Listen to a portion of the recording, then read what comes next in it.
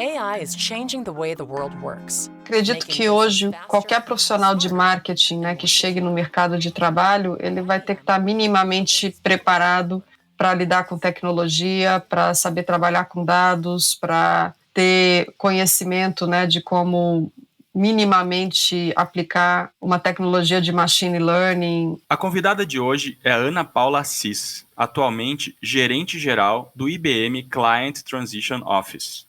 Antes disso, foi presidente da IBM América Latina.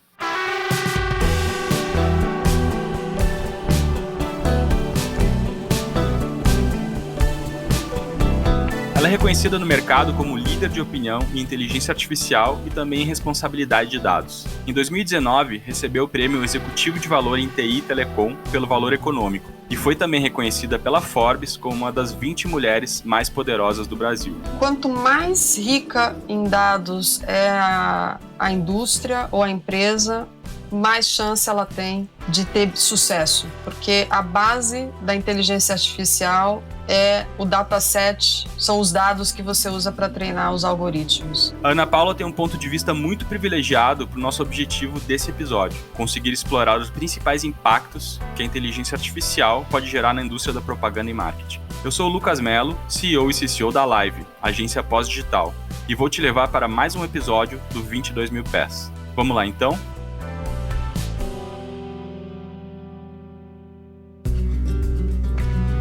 Ana, seja muito bem-vinda ao 22 mil pés. É um prazer enorme te ter aqui nesse episódio do podcast. Lucas, super obrigada pelo convite. Prazer enorme estar com você, meu amigo. Que bom.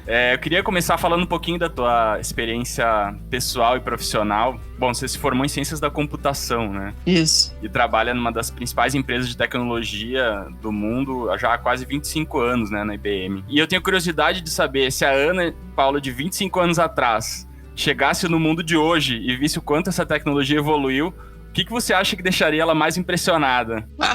Essa pergunta é muito boa. Olha, o que me deixaria mais impressionada é ver a minha mãe usando o computador e o celular dela de uma maneira absolutamente natural e comum, né? Como realmente um dispositivo do dia a dia da vida dela. Por que eu falo isso? Porque eu cresci com a minha mãe pedindo, por exemplo, para a gente ligar o videocassete para ela, né? Porque ela achava aquilo complicado demais. Então, para mim, o grande avanço foi o que a gente chama da consumerização mesmo, né, da tecnologia. A tecnologia ter se democratizado, ter se tornado extremamente acessível, parte do dia a dia das pessoas. Foi graças, obviamente, a toda essa evolução, expansão e democratização que a gente viu acontecer a explosão de dados que levou ao que a gente vê hoje todos os dias associado à inteligência artificial e outras tecnologias. Então, essa expansão, essa democratização da tecnologia, para mim, realmente era algo que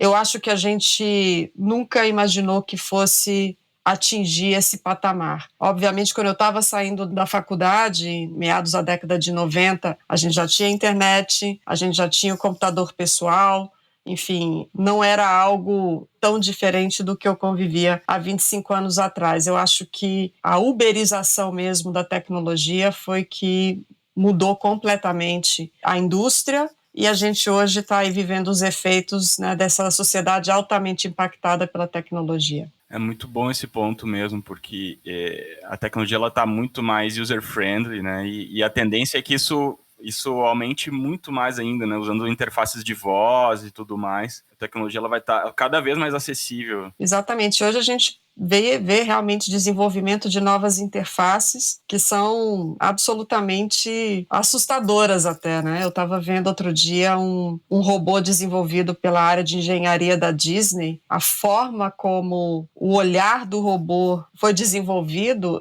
realmente dá a impressão de você estar conversando com um ser humano, né? Então a gente ainda vai ver muita evolução nesse sentido, e isso torna realmente o computador uma ferramenta muito mais simples, fácil de ser utilizado. E, Ana, no último episódio, do 22 mil pés, conversando com o Pedro, que é CEO da Ace, a gente falou bastante das dificuldades das grandes holdings de comunicação, né, que dominam a indústria da propaganda, em conseguirem pivotar os seus negócios para se manterem relevantes. E aí, quando eu olho para a IBM, a gente falou disso, é uma empresa que tem aí, acho que 110 anos, né? Isso. Conseguiu se reinventar constantemente, mudando o modelo de negócio várias vezes. A IBM, eu lembro que eu tenho a minha madrinha trabalhava na IBM nos anos 80, assim, e meu padrinho também, e, enfim, tem essa memória da IBM lá de trás que não tem nada a ver com a IBM de hoje, né? Obviamente é a mesma empresa, né? Tem os mesmos valores, etc., mas o negócio mudou completamente. E agora a IBM está passando por mais uma mudança profunda e você vai ter um papel global estratégico nisso. Pode contar um pouquinho desse movimento que está acontecendo e do seu papel? Primeiro, eu acho que é importante, assim, a gente entender o que faz uma empresa, né, centenária se transformar constantemente, né? A nossa ex-CEO e agora chairman da empresa, ela tem uma frase que eu acho fantástica, né? Nunca deixe um produto definir a sua empresa. A IBM... Nossa, muito boa essa frase. É muito boa essa frase, Muito porque boa. na década de 50, 60... a IBM era conhecida pelas máquinas de escrever. E, então, imagina se a IBM tivesse se definido como a empresa de máquina de escrever. Certamente não existiria hoje. Você muitas vezes tem que abrir mão de um produto muito bem sucedido, de um produto que, de uma certa maneira, define, né, a sua marca, e você tem que, de uma certa maneira, canibalizar esse produto para introduzir uma nova tecnologia e conduzir o mercado para adotar essa nova tecnologia. É um exercício de desapego e coragem constante. Eu lembro bem quando a IBM tomou a decisão de vender a divisão de computadores pessoais para a chinesa Lenovo. Foi algo absolutamente, uma decisão muito difícil, porque era um produto que definiu a indústria, né, de computadores pessoais. O IBM PC era o padrão, né, da indústria. Era a nossa plataforma de conexão com o usuário final. Na década de 90, quando o Lou Gerstner assumiu a IBM, ele tomou a decisão de manter a empresa totalmente integrada. Na época, se pensava realmente em dividir a IBM em várias empresas, né, cada uma com seu foco, até como resultado de uma série de ações que estavam acontecendo em outras empresas, né, aconteceu com as Baby Bells, por exemplo, e ele veio com a visão de que o valor da IBM estava realmente em seguir integrada e fez uma grande transformação que foi reposicionar a IBM de uma empresa de hardware para ser uma empresa de serviços, de tecnologia. E criou a divisão de Global Technology Services, que é, sem dúvida, a maior divisão de serviços no mundo, né? Serviços de tecnologia. The most important thing about turning around a successful company is to understand how complex the processes inside the company are. Foi um dos pivots assim, mais impressionantes na história corporativa, porque em uma questão de, eu diria, 5 anos, foi um negócio que saiu assim de 0 a 100, né? Foi realmente um crescimento explosivo para a IBM e transformou a forma como a gente se relacionava com os clientes, a forma como a gente se posicionava no mercado. E o que a gente está fazendo agora é vender exatamente vender não, né? Fazer o spin-off exatamente dessa divisão, né? A gente vai criar uma nova empresa. Nesse momento a empresa ainda não tem nome, se chama Newco. É a empresa que vai ter a responsabilidade por toda a parte de serviços gerenciados de infraestrutura, também conhecido como outsourcing de tecnologia, que faz a gestão, né, dos data centers, das infraestruturas normalmente dedicadas dos clientes. E a minha missão nesse processo é ajudar, auxiliar os clientes nesse processo de transição, né? São contratos extremamente complexos, em que a gente tem a responsabilidade realmente de gerenciar a tecnologia de grandes corporações. O plano é que a separação efetivamente aconteça no final do ano que vem, e até lá eu vou estar com essa missão e, ao mesmo tempo, ajudando na construção da nova companhia, aí pelo lado da IBM, que vai se formar a partir dessa divisão, né? No fundo, a IBM segue focada em desenvolvimento de tecnologia. A gente vai fazer um double down na nossa área de cloud híbrida, né, que é a forma como a gente enxerga que as corporações vão adotar a plataforma de cloud, né, nem tudo vai para um cenário de public cloud exclusivamente. A gente acredita que as corporações vão ter arquiteturas híbridas, vão realmente utilizar diversos provedores, e com isso é muito importante que elas tenham a flexibilidade de desenvolver suas aplicações para tirarem o melhor dessa múltipla abordagem de utilização de cloud que, no fundo, vai definir as arquiteturas de tecnologia do futuro das grandes corporações. Então, é esse momento que a gente está vivendo na companhia, mais uma grande transformação, que foi muito impulsionada, né, pela aquisição que a gente fez da Red Hat há 2 anos atrás, e agora a gente consolida mesmo esse posicionamento da IBM como a empresa que vai liderar a plataforma de cloud híbrida para as corporações.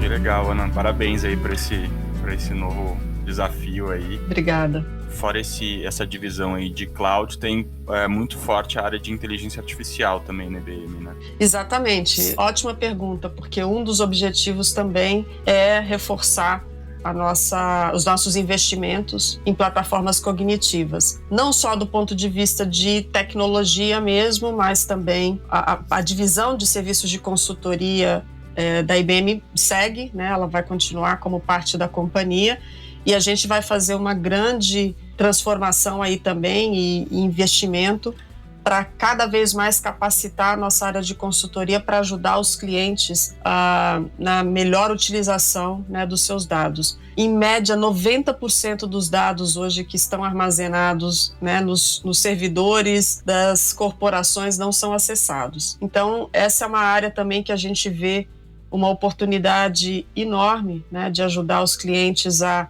extrair mais valor, buscar insights de dados hoje que sequer são acessados. Por outro lado, nas aplicações, 80% das aplicações corporativas hoje ainda não estão, né, na plataforma de nuvem.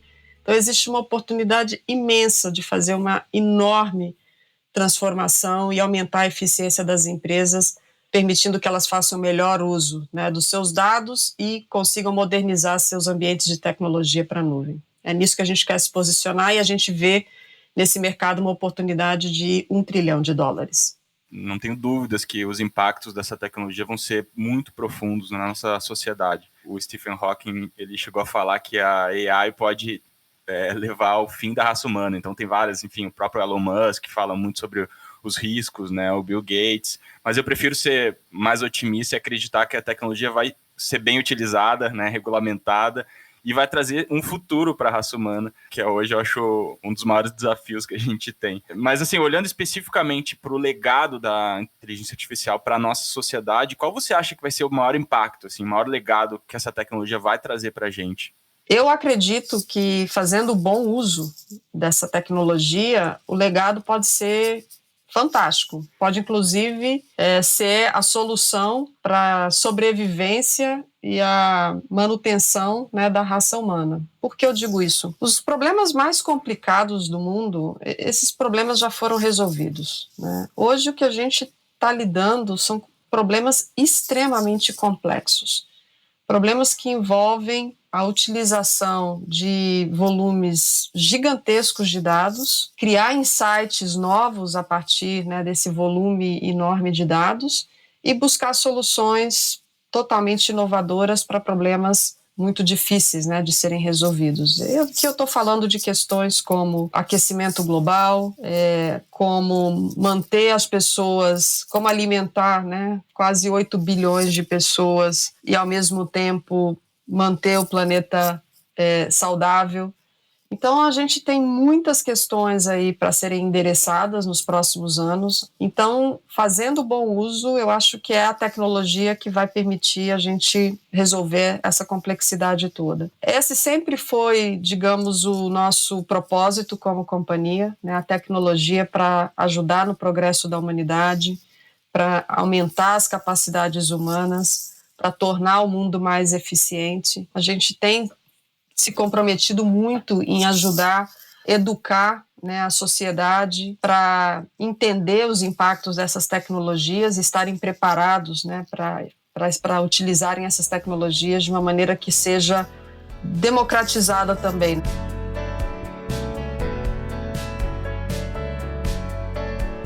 Perfeito. Eu acho que tem tido uma onda forte de educação no sentido de quanto as tecnologias de redes sociais, essas plataformas, têm de impacto, né, nas nossas vidas. E aí, olhando para algumas indústrias, claramente tem algumas indústrias que fazem um uso mais avançado, já tem uma integração muito maior dos negócios e dos dados com a inteligência artificial do que outras.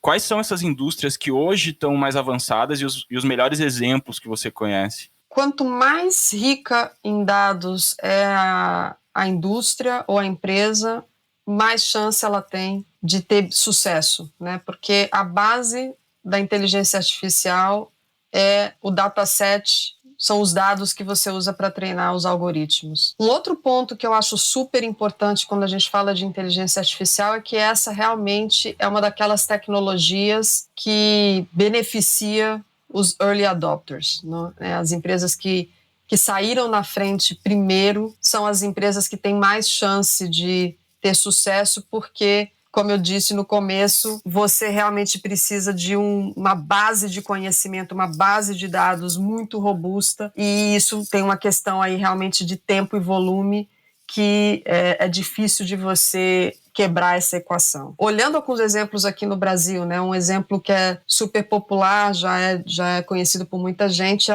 a inteligência artificial do Bradesco, né, a BIA. BIA é a inteligência artificial do Bradesco. O Bradesco foi absolutamente pioneiro. Logo que a IBM tomou a decisão de criar a divisão de inteligência artificial, a IBM Watson, aqui no Brasil eles foram a primeira empresa a nos procurar. Na época, o Watson só falava inglês, né, o corpus todo para treinar o algoritmo de natural language do Watson era em inglês, e o Bradesco patrocinou a conversão, né, ou a criação do Watson em português. E foi uma evolução, né? Primeiro começou com chat, hoje a BIA fala com vários dispositivos, né, com Alexa, com Google, com Siri. Bia, quanto tá o dólar hoje?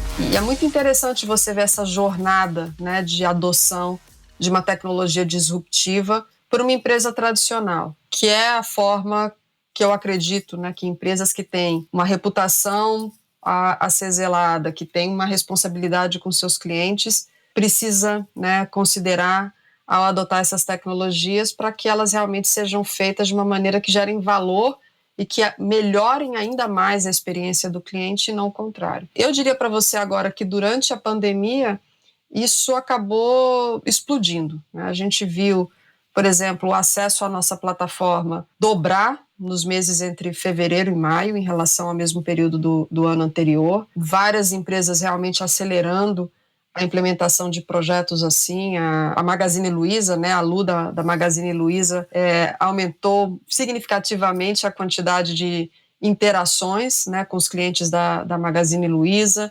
Então, Lucas, a minha leitura está muito mais associado à visão da empresa, o posicionamento que a empresa quer ter, do que necessariamente uma indústria ou outra que possa se beneficiar mais ou menos da tecnologia. Acho que tem muito a ver mesmo com a cultura das organizações, as organizações que querem realmente se reinventar, inovar, trazer uma experiência diferente, né, para o cliente, são as empresas que estão liderando essa transformação. E dá para imaginar que essas empresas vão liderar os seus segmentos também no futuro, né? Sem dúvida, porque cada vez mais o consumidor vai querer resposta rápida, vai querer qualidade, vai querer ter um atendimento individualizado, né, que realmente me entenda, que realmente saiba o que eu preciso como indivíduo, né, não como um segmento ou uma massa. Então, claramente, as empresas que conseguirem criar esse nível de conhecimento e traduzir isso em uma experiência única para os clientes vão ser as empresas que vão prosperar. Fazendo um paralelo com essas outras indústrias e com essas empresas que estão mais avançadas, quanto você acha que a AI tem um potencial de impactar o marketing especificamente nos próximos 10 anos, imaginando que a experiência do consumidor, como você falou, é o grande centro, né, de uso de tecnologia, pelo menos de uma parte do uso da tecnologia cognitiva. Eu acho que vai seguir tendo um impacto enorme, né? Because this is Watson Assistant for Marketing. It gets you data and insights faster. Marketing sempre foi uma disciplina muito baseada em dados. O que a inteligência artificial pode fazer agora é escalar isso significativamente e dar, obviamente, essa percepção, essa sensação para o cliente de que ele está sendo tratado como um indivíduo. Nessa personalização alinhada com o contexto, cria uma oportunidade de conversão absolutamente diferenciada do que a gente viu no passado, né? Então, acho que esse é um primeiro aspecto. O segundo aspecto é a possibilidade realmente de, com todo esse conhecimento, você ter muito mais assertividade no lançamento de produto, no lançamento de uma oferta, no lançamento de uma campanha. Então, eu acho que a gente vai ver ainda muita transformação nessa indústria, que já é uma indústria que vinha sendo fortemente transformada por dados. Então, eu acho que para as empresas, ou para as agências, ou para os profissionais de marketing, encontrar aquele posicionamento, encontrar aquele valor que você pode entregar, que te tira um pouco dessa disputa inglória, né, com as grandes plataformas de Big Tech, eu acho que é o caminho, né, de sucesso para essas empresas.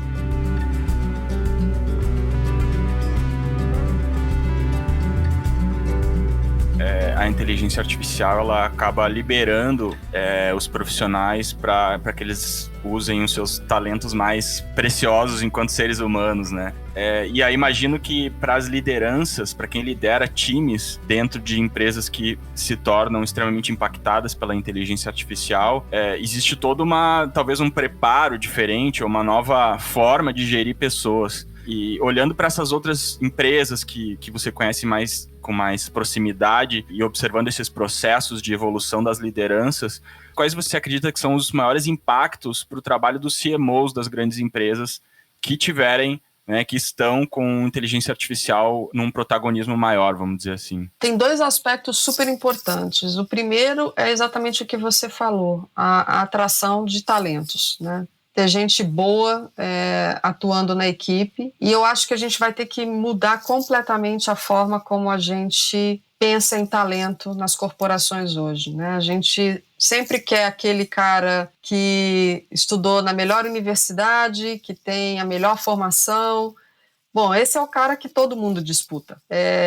As empresas vão ter que realmente começar a pensar em formar os seus talentos, né? Trazer talvez aquele profissional ou aquela pessoa que não tem a educação das top 10 universidades, não é aquela pessoa que tem um super background, mas é uma pessoa com vontade de aprender, uma pessoa com atitude, uma pessoa com desejo, né, e ambição de crescer, e você dá para essa pessoa a oportunidade, treina, capacita, dá a oportunidade de desenvolver, e você, a partir daí, criou um super talento. E essa é a nossa grande aposta quando a gente fala de educação. A gente tem uma plataforma que é Pathways to Technology, focando exatamente as escolas técnicas para criar esse contingente, né, de profissionais do futuro, que vão ser profissionais que vão formar a base de talentos nas competências que vão ser as competências do futuro. E existe um outro aspecto que eu acho que para os profissionais de marketing vai ser absolutamente fundamental, que é o uso ético e responsável dos dados. Isso já começa a ser reforçado com regulação, né? LGPD aqui no Brasil entrando no ano que vem. Daqui a pouco a gente vai ter realmente uma regulação atuante sobre as empresas com relação ao uso que elas fazem dos dados para efeitos de tomadas de decisão das mais diversas possíveis. Os consumidores estão cada vez mais conscientes, né? A gente estava falando isso, todos esses documentários, todos esses artigos que vêm saindo cada vez mais trazendo a questão de como os dados são utilizados para influenciar o comportamento, né, das pessoas. Isso já começa a ter um nível de discernimento, né, da população em geral muito maior, então você tem que ter muito mais cuidado, né, na maneira como você está utilizando os dados, a curadoria do que você utiliza, né, para criar os seus algoritmos de machine learning, de inteligência artificial. Cada vez mais a sociedade vai exigir que você tenha uma visão ampla, né, que o seu algoritmo ele leve em consideração um dataset que tenha diversidade de raça, diversidade de gênero, e os CMOs, na minha opinião, estão no centro disso, né, porque no final do dia você está lidando com os dados dos clientes, né, da sua empresa, e isso cada vez mais vai definir a sua reputação como corporação. Perfeito, acho muito bom esse ponto da diversidade no dataset também, né, não só na equipe, porque realmente evita que as tecnologias cognitivas ganhem um bias específico, né? Enfim, se elas não forem bem educadas, elas podem não representar, às vezes, o que a empresa está querendo, fazer ou dizer. A última coisa que você vai querer é um chatbot da sua empresa fazendo um comentário racista, um comentário discriminatório, né? Então, são aspectos que cada vez mais vão estar na agenda, né, do CMO. Bom, falando da indústria da propaganda, a gente não pode esquecer que o centro dessa indústria é a criatividade. Então, uma grande ideia pode mudar o rumo de um negócio de uma forma exponencial. Existem vários experimentos já de uso de inteligência artificial dentro do campo criativo, principalmente nas artes. Então, me interessa muito essa relação de inteligência artificial com essa habilidade tão humana que é a criatividade. E eu entendo que é fácil para uma máquina gerar algo novo e único a partir de uma combinação randômica de dados, ou até não randômica. Mas a inteligência artificial ela consegue chegar em uma ideia ou conceito que é completamente novo, inesperado e útil ao mesmo tempo. Ou seja, quantos criativos deveriam estar preocupados? Olha, essa é uma pergunta muito interessante, porque eu acho que parte do princípio do que é criatividade, né? A criatividade é a sua capacidade de conectar pontos de tudo que você já viu na vida e criar um ponto de vista que ninguém viu, né? Um ponto de vista totalmente diferente, totalmente inusitado. Então, se a gente pensar que é um pouco assim como funciona para os seres humanos, né? É muito difícil você dizer que alguém criou alguma coisa absolutamente nova do nada, né? No fundo, é o resultado de estar exposto a uma série de ideias, visões, conceitos, conhecimentos, e você cria algo a partir daí. Então, eu realmente acredito que, nesse aspecto, a inteligência artificial e o ser humano, o processo não é muito diferente. O que é muito diferente do ser humano em relação à máquina? O bom senso, a capacidade de julgar se aquela ideia, aquela novidade, ela realmente tem sentido, né? Se isso realmente é algo que as pessoas vão ter interesse em utilizar, em consumir. Então, eu acredito que, sem dúvida, a inteligência artificial ela vai ter a capacidade de criar muito mais do que um ser humano é capaz de fazer. Porém, se aquilo é passível de ser adotado, se aquilo tem valor, se aquilo tem sentido, pelo menos até agora, só um ser humano vai ter a capacidade de definir isso. Mas a grande questão é, isso é aplicável, isso faz sentido, isso é ético, isso tem um resultado positivo ou negativo. Essa capacidade de fazer essas análises ainda não está na máquina fazer. Depende realmente de um ser humano. Perfeito. Eu acho que essa combinação aí de inteligência artificial, né, de tecnologias cognitivas com humanos, tem esse conceito chamado Augmented Intelligence, né, onde essa tecnologia ela é colocada aliada com o humano para potencializar as suas habilidades. Eu imagino que essa combinação de AI com skills criativos de profissionais super talentosos pode gerar um dia o que a gente pode chamar, sei lá, de um super criativo, né, uma pessoa que tem uma capacidade de ter grandes ideias muito rápidas ou muito boas, muito únicas. Um momento onde a inteligência artificial ele vira uma espécie de uma assistente inteligente, eficiente e inspiracional para os processos criativos. Acho que esse é uma boa visão para o futuro, né? Imagino eu. Exatamente.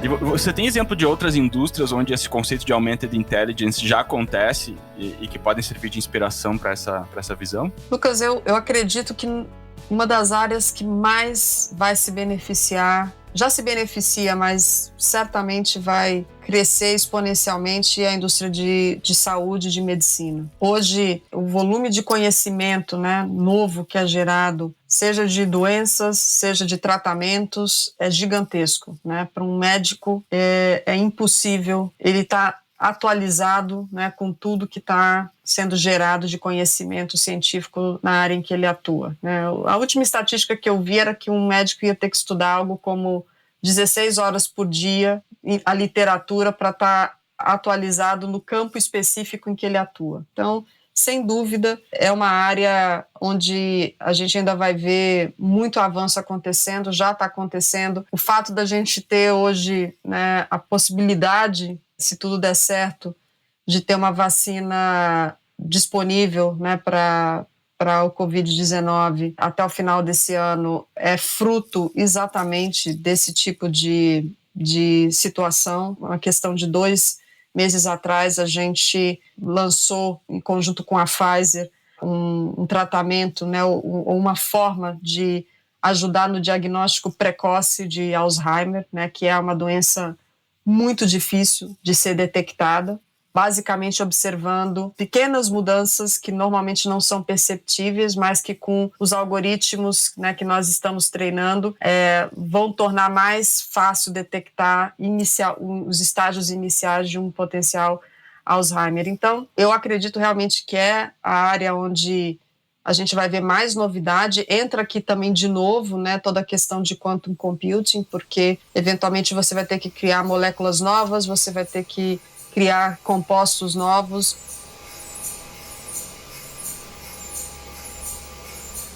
Esse é o som dos computadores Quantum. Ele foi capturado no QLab da IBM. Curioso saber que dentro dessas máquinas é extremamente escuro e que faz mais frio que no espaço. Falam que esse é o som do futuro.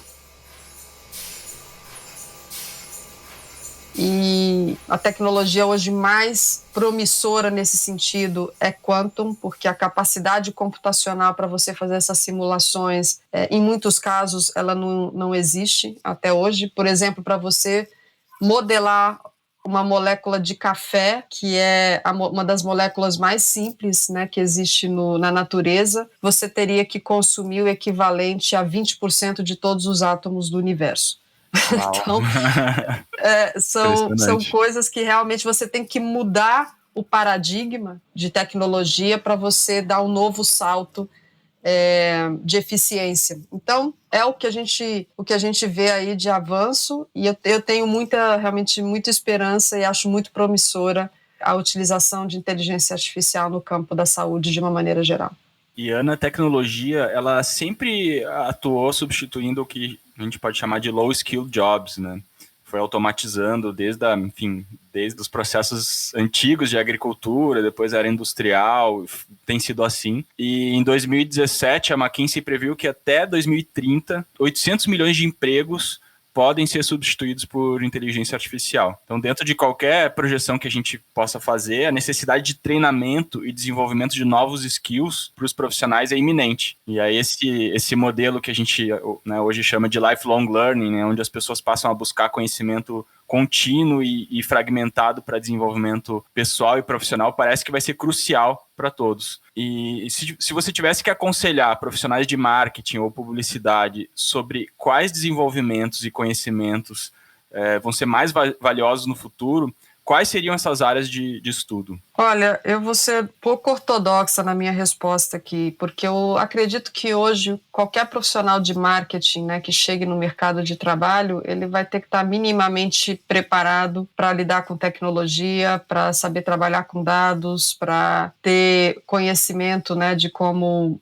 minimamente aplicar uma tecnologia de machine learning, etc. Para mim, o que esses profissionais vão ter que trazer de diferente são conceitos de filosofia, psicologia, sociologia, como realmente trazer aquilo que eu já falei antes, né? Ética, responsabilidade, uso responsável dessas tecnologias. Eu acredito que o marketing tem um papel, assim, brutal nesse sentido, porque, no fundo, as pessoas confiam mais nas corporações do que em entidades e governos. As corporações passaram a ter um papel enorme em definir normas na sociedade. Quando você assume uma responsabilidade como essa, você tem que ter muita consciência do seu papel, de empresa responsável. E o CMO, ele tem a missão de criar essa reputação, de fazer com que essa base de valores ela realmente passe a ser vivida na empresa e percebida pelo mercado.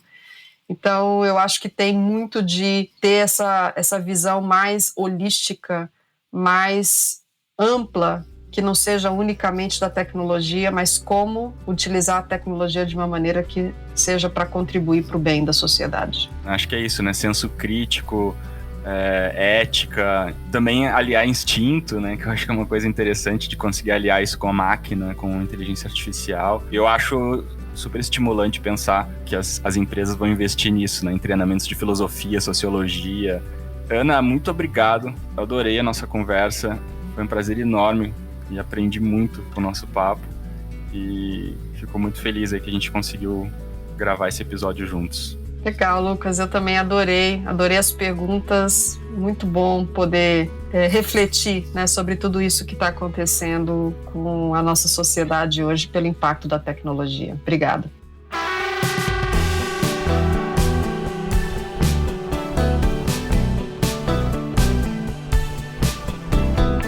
Quando perguntaram para o Garry Kasparov, o maior jogador de xadrez da história, se as máquinas ou os humanos dominariam as competições do futuro, ele respondeu: nenhum dos dois. Um humano com um computador dominará ambos. A faísca da criatividade humana e a intuição serão parceiros fundamentais da tecnologia. É isso que a gente chama de era pós-digital. É a inteligência artificial combinada com o melhor das pessoas que vai transformar não só o marketing, mas a forma como a gente vive no planeta. Esse foi mais um episódio do 22 Mil Pés.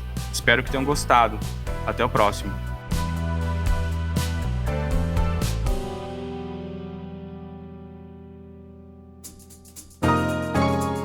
Esse podcast é uma produção em parceria com a Live, agência de comunicação pós-digital. Para seguir a Live no Instagram, é só acessar @LiveTheAgency. 22 Mil Pés é mais uma produção Audioria.